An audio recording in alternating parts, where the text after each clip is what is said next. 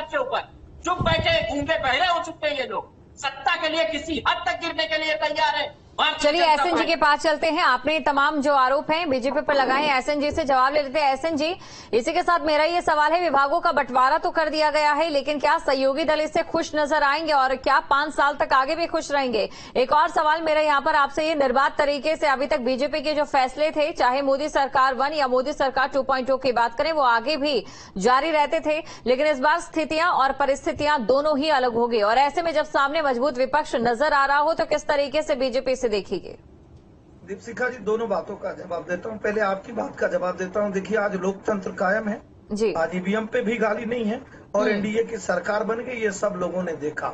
और ये जरूर आपको बताना चाहूंगा कि भारतीय जनता पार्टी और सहयोगियों के साथ जो सरकार है वो पूर्णतः 5 वर्ष पूरा करेगी, बहुत मजबूती के साथ। जो दूसरे लोग हैं वो गाली देने का कार्य चुनाव में भी किया और आगे भी करते रहेंगे। अब दीपशिखा जी, अपने मित्र की बात को तो भूल बरसा रहे थे पूरे चुनाव। प्रियंका जी, एसएन जी को बोलने दीजिए जी। किसी ने समाजवादी पार्टी को वोट नहीं किया, हम नहीं मानेंगे।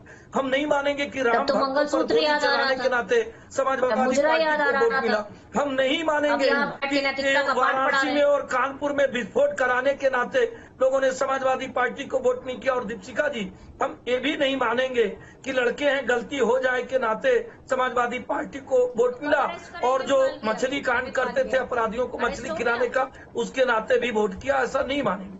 हम ये जरूर मानेंगे कि हर जगह एक विरोधी विचारधारा होती है, विरोधी विचारधारा एक हुई और षड्यंत्र का शिकार हुई। कुछ लोगों ने कहा कि हम नोट देंगे, आप वोट दीजिए। आप देखी होंगी अब सभी महिलाएं कांग्रेस के दफ्तर में नोट के बदले वोट वाली जो कहानी थी, वो लंबी लंबी लाइन लगा के अपने नोट को मांग रही है। भैया, वो नोट कहाँ गया? हाँ, निश्चित तौर पे ये जरूर कहेंगे कि ऐसी अहंकारी, जातिवादी, परिवारवादी, घोर ऐसे कर्म करने वाली सरकार कभी समाजवादी पार्टी की रही जिसको जनता ने साथ छोड़ा। और अपने मित्र बड़े भाई को कहना चाहूंगा कि आप संभालिए अपने आप को, कोशिश करिए।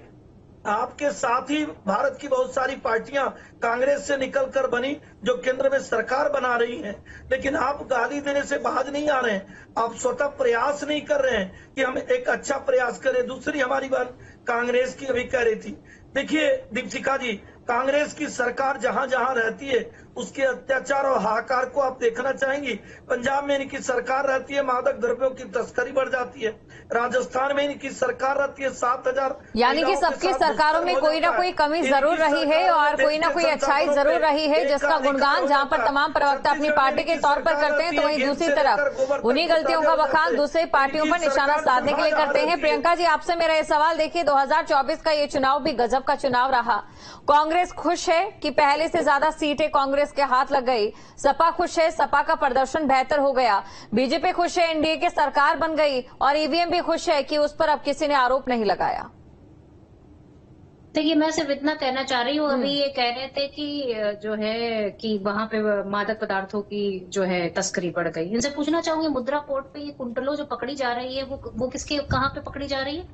उसका ठीकरा इनके सर पे फोड़ना चाहिए। फिर तो सभी लोगों को मिलकर नहीं फोड़ पाएंगे। लेकिन हकीकत ये है कि भारतीय जनता पार्टी नोट के बदले वोट की बात जब करती है तो याद आ जाता है इलेक्टोरल बॉन्ड, जिसमें बिल्कुल बेलगाम तरीके से पहले धमकाया जाता है, फिर पैसे वसूले जाते हैं। आज सबसे ज्यादा पैसा है किसके पास? भारतीय जनता पार्टी के पास। और सबसे ज्यादा बड़े कार्यालय किसके बने होंगे? 5 स्टार भारतीय जनता पार्टी के पास। भारतीय जनता पार्टी के पास अगर कुछ नहीं है तो वो ना है चाल, न चरित्र और न चेहरा।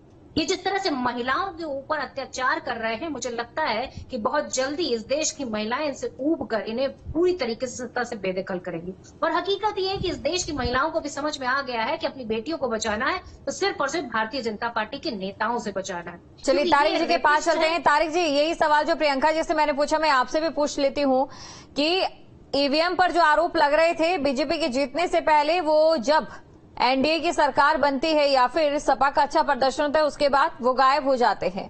और दूसरी तरफ देखिए, मंत्रिमंडल का आज का ये हमारा टॉपिक तो है ही, लेकिन इसमें क्या आपको लगता है कि सहयोगी दलों को खुश करने की कोशिश की है या फिर जिस तरीके से चीजें निकलकर सामने आ रही थी बीजेपी उसमें कामयाब नहीं होती दिखाई दी है?